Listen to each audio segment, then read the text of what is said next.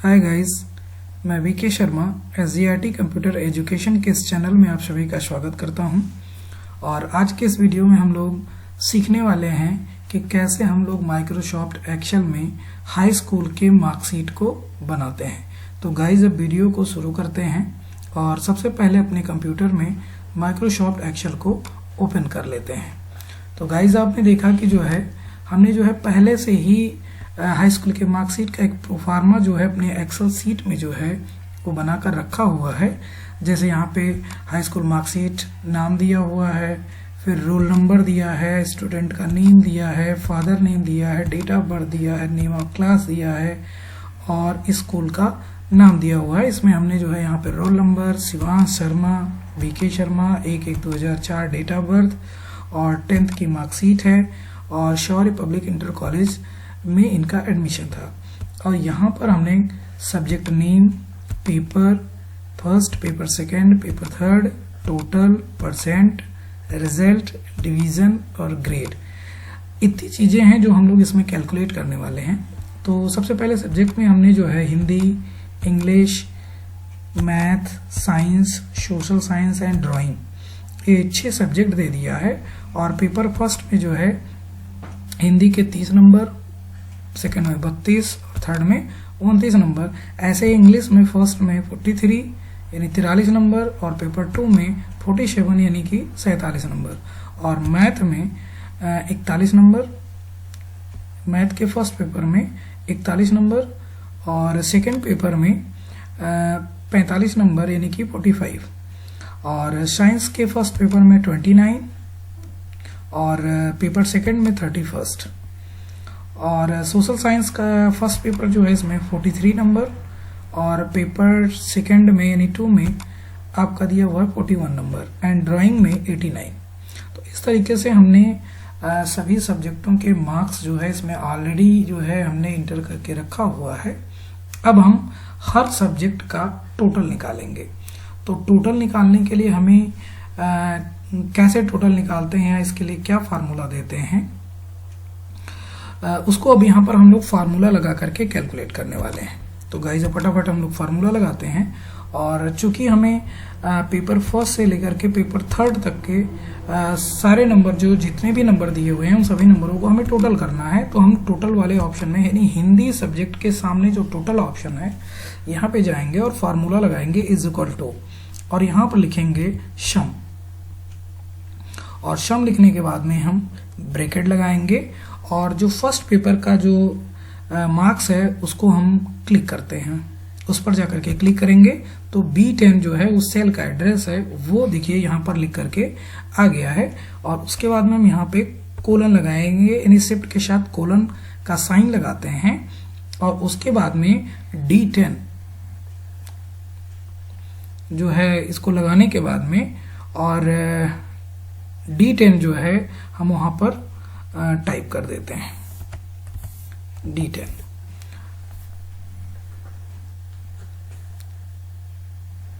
और D10 पर type करने के बाद में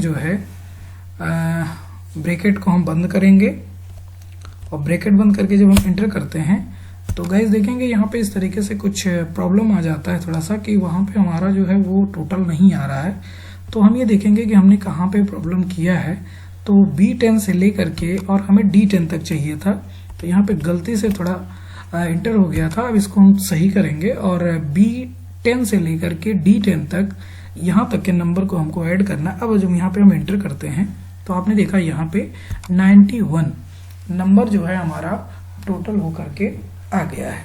अब इसके बाद इसी तरीके से हमें इंग्लिश का टोटल निकालना है। तो हम लिखेंगे इज इक्वल टू सम और ब्रैकेट लगाएंगे और ब्रैकेट के बाद में हम 43 देंगे और सेमी कोलन कोलन लगाएंगे। और कोलन लगाने के बाद में उसके बाद में फिर हम D11 कर देते हैं।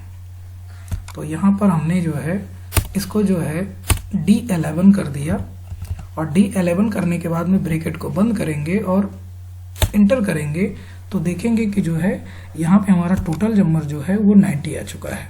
उसके बाद इसी तरीके से मैथ का भी कैलकुलेट करेंगे और मैथ में हम लिखेंगे इज इक्वल टू सम और ब्रैकेट को लगाएंगे और ब्रैकेट के बाद में जो फर्स्ट पेपर में नंबर है 41 उसको देंगे। तो यहाँ पे देखिए इसका B12 जो है इसका एड्रेस आ चुका है।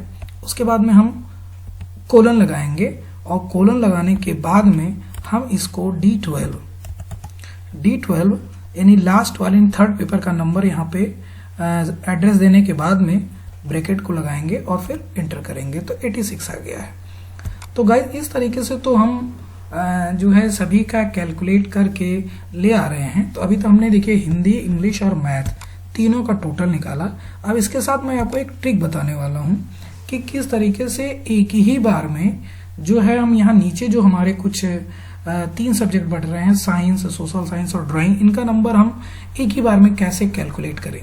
तो जो जिस सेल में अभी हमने मैथ वाला नंबर निकाला नहीं, लास्ट वाला जो है नंबर कैलकुलेट किया है, उसी में ही जाएंगे। तो यहाँ पे देखिए जब हमारा ये जो पॉइंटर है ये प्लस का जो है जो थोड़ा ब्लैक कलर में चेंज हो जाता है, तो यहाँ पे जाके माउस के लेफ्ट बटन को 2 बार क्लिक करते हैं। तो जैसे ही हम क्लिक करेंगे तो आपने देखा सभी सब्जेक्ट का जो है टोटल हमारे सामने आ गया।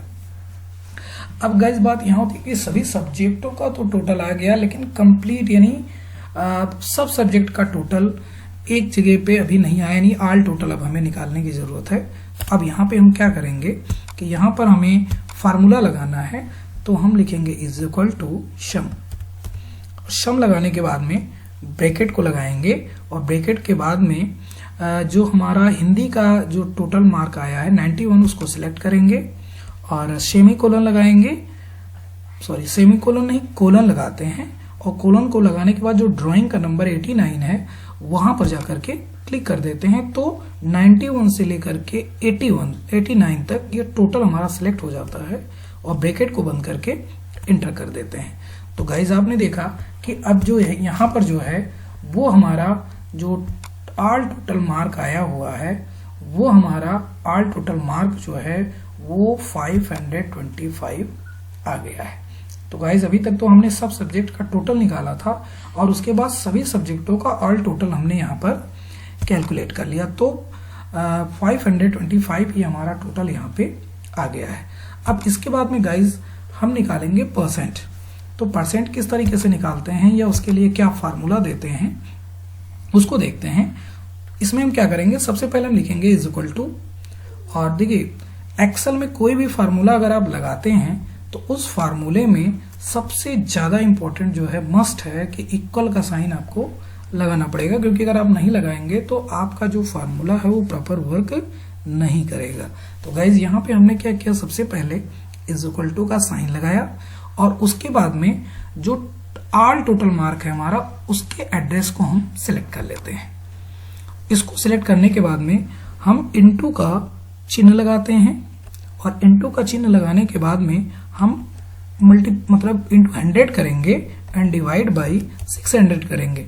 600 इसलिए किया है क्योंकि हमारे 6 सब्जेक्ट हैं, तो 6 सब्जेक्ट का टोटल हमारा 600 होगा और मल्टीप्लाई बाई 100 इसलिए किया गया क्योंकि हमें परसेंट कैलकुलेट करना है।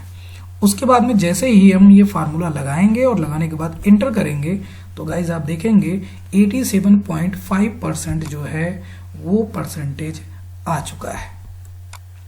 अब इसके बाद में चूंकि हमने ऑल टोटल निकाल लिया, पहले तो टोटल निकाला फिर ऑल टोटल निकाला, अब हमने परसेंटेज निकाला। अब यहाँ पर हम लोग रिजल्ट को निकालने वाले हैं। तो गाइज फटाफट हम लोग वीडियो पे चलते हैं और फार्मूला फिर से लगाते हैं रिजल्ट के लिए।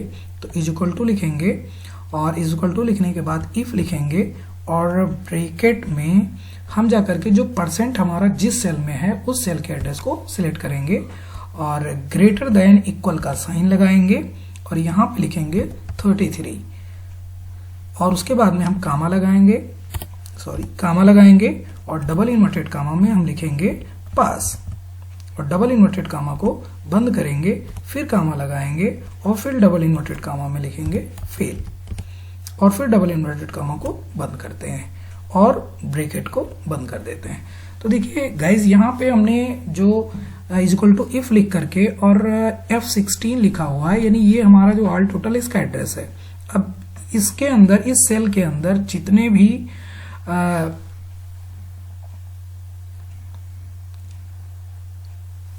जो है कहने का मतलब ये है कि जो हमारा परसेंटेज है वो हमारा F16 में आया हुआ है, और अगर ये F16 का जो नंबर है वो 33 से अधिक होगा तो पास होगा, और अगर उससे कम होता है तो फेल हो जाएगा।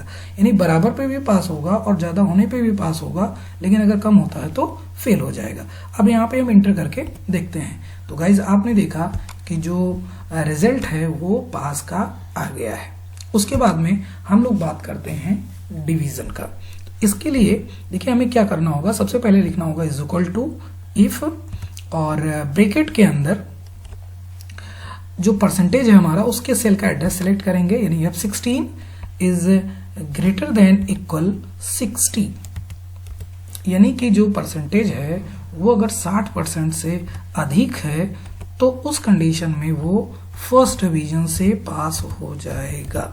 और डबल इन्वर्टेड कामा लगा के बंद करेंगे, सिंगल कामा लगाएंगे, फिर लिखेंगे F, और फिर ब्रैकेट में हम लिखेंगे F16, यानी ये जो नंबर है वो अगर ज्यादा होता है या बराबर होता है 45 के, तो उस केस में वो सेकेंड डिवीजन से पास हो जाएगा।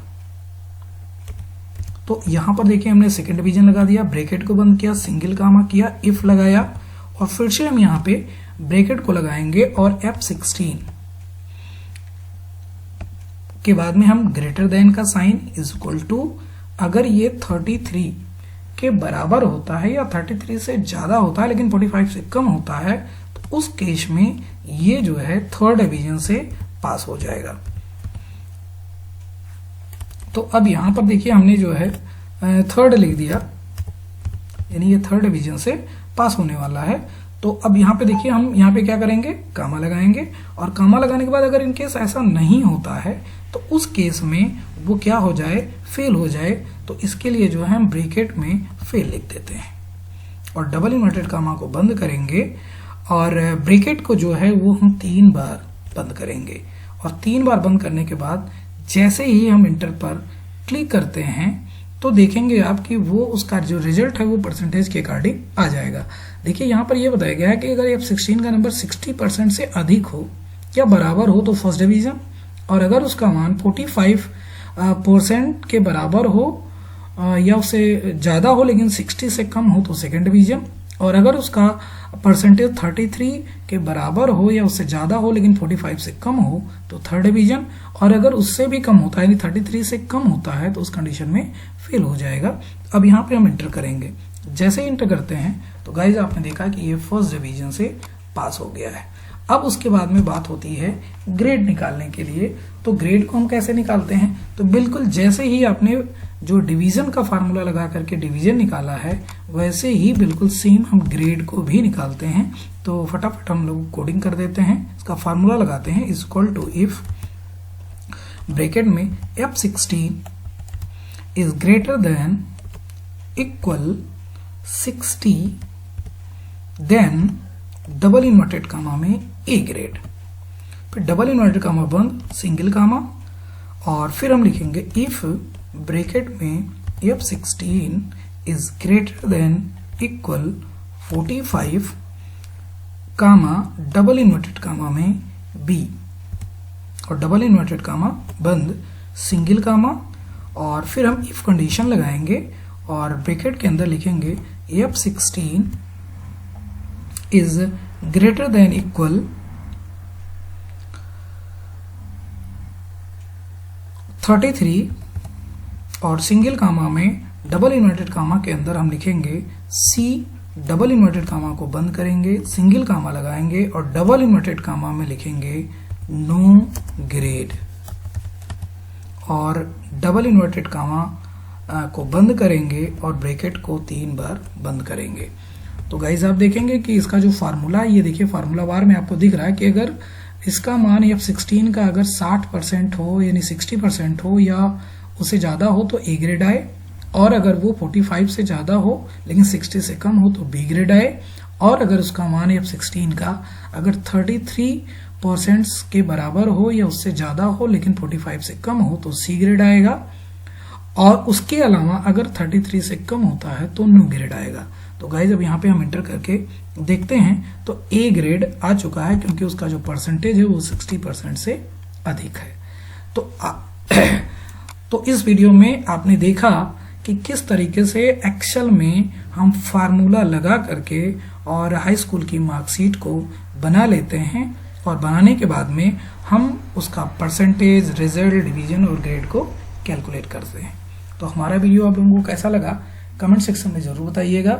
और अगर आप लोगों ने अभी तक हमारे चैनल को सब्सक्राइब नहीं किया है तो प्लीज़ हमारे चैनल को सब्सक्राइब करिए, ताकि हमारे द्वारा जो भी वीडियोस बनाए जाएं उनका नोटिफिकेशन सबसे पहले आप तक पहुंच सके। धन्यवाद।